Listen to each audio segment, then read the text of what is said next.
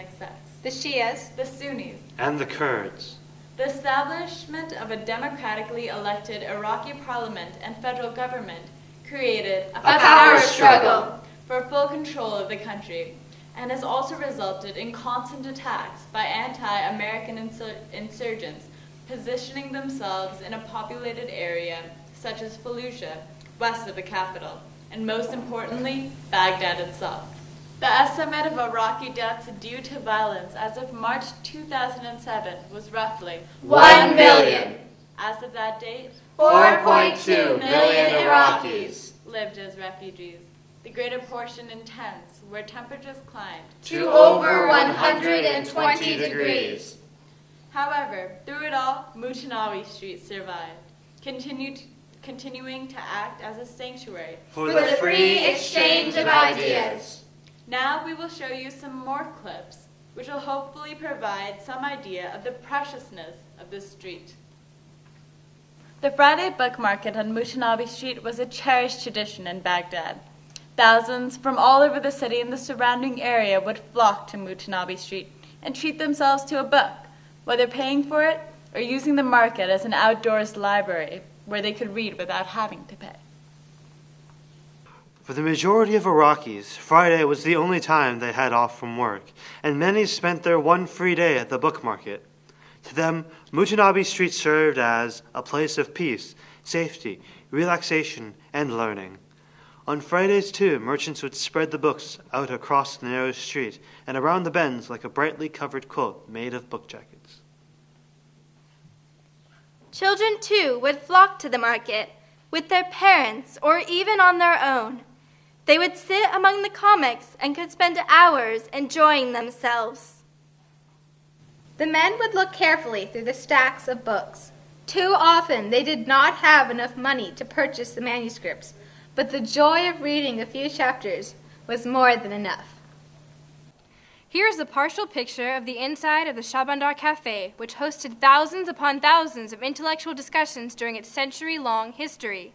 If you look closely, you can see art on the walls. This popular cafe was one of the last places where people could discuss ideas, literary, political, religious, dramatic, and philosophical, freely without fear. And then it happened. On March 5th, 2007, violence racked what had to that date served as a refuge. A suicide car bomb exploded on Mutanabbi Street. More than 30 people died, with more than 100 wounded. Shredded and burned. The precious books were covered with flesh and blood that day. The historic center of peace through pages experienced demolition by that bomb, slicing through the heart of the capital's intellectual scene. The storied Shabandar Cafe lay in ruins. There are no Americans or Iraqi politicians here. There are only Iraqi intellectuals who represent themselves and their homeland, plus stationery and books dealers, said Abdul Adhula, age 61, a poet who frequently visited the street. Those who did this are like savage machines, intent on harvesting souls and killing all bright minds. Asked why the century-old Shabandar might have been a target, Fatim al-Kasil, whose father owned the legendary cafe, answered, "Maybe it's because educated people come here." See for yourself what happened to the unique place that even we, as a group of young Americans living thousands of miles away, have come to love. Standing for centuries as a haven for reading, browsing, tea, debate, and peaceful meetings. It touched our lives despite the fact we've never been there. Thus, we have included more pictures to share with you. An official surveys the damage of the fatal bombing. As you can see, it blew up the entire street beyond recognition, created a crater in its center. Through the ashes and haze, a shocked storekeeper surveys the remains of his cherished bookstore. Manuscripts lie in complete ruins, language charred to ash. After the terrifying bomb, shaken families searched rubble in hopes of finding some small indication that their loved ones were safe. The rubble filling the streets was often waist high. Men watched as relief workers come to douse the last flames, but nothing could repair the lost manuscripts or the lovers of books who died there. Even today, people merely wounded have not recovered. The Shabandar Cafe in all of its glory took a huge hit. Doors closed until repair funds arrive, which have yet to come. Thus, gone was the street which served as faithful friend, comforting citizens through military rule and political oppression. through wars and embargoes. Gone were too many who frequented Iraq's Mutanabbi Street. And in working closely with Montalvo Arts Center, our poetry classes learned that the loss of Mutanabbi did not just affect Iraqis. It crossed the ocean, Flew over America and touched our hearts right here in Saratoga. In fact, it touches freedom-loving people of all countries. Obliterated Mutanabbi symbolizes Those who manufacture hate with tools of language. Those who take away the rights and dignity of people with the very same words that guarantee them. Those who view the bodies on that street as a means to narrow the future. those who would commit such atrocities do not just live in Iraq, but in all countries. And we must advocate peace through our artwork and say, No more. A way of peace Must exist. through strongly divergent ideas, and we want to take it. This we did in our own small way. We joined the Mutanabbi Street Coalition, a group of poets, writers, artists, Printers, Booksellers, and readers who of one accord say, Mutanabbi Street starts here.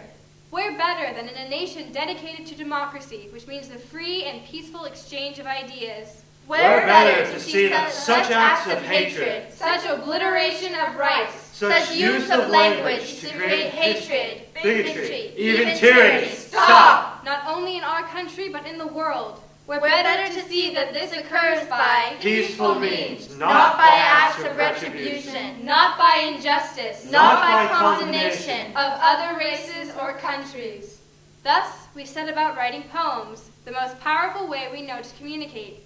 We had learned about the Iraqi people through making and eating their food, through examining their art, Through visiting the hovels where they have been forced to live, through reading poetry by Iraqis and discovering the echo of our own ideas. through meeting and learning from Bo Soleil, the American poet and bookseller who founded the Mutanabbi Street Coalition, determined to use art to open people's eyes to the tragedy on this street, which could be any street. so such a thing never happens again on the planet.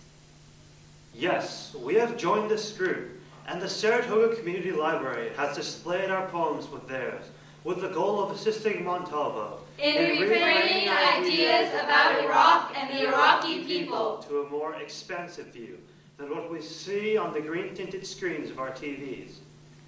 Here follows a medley of our own poems. just 5 of the 28 written by Saratoga High School poets. Indeed, we have expressed our own personal take on the grievous situation in Iraq, and our new understanding that the Iraqi people are victims in a way similar to the Americans we lost on September 11th. Purposely, we have created a montage for you, which includes Our own poetry along with that of master poets in Iraq. to show in the clearest way possible the many similarities in our views. In fact, through the study of Iraqi poetry, we have learned that we have brothers And sisters in all countries. Thus, we must strive for Peace on earth, goodwill to men.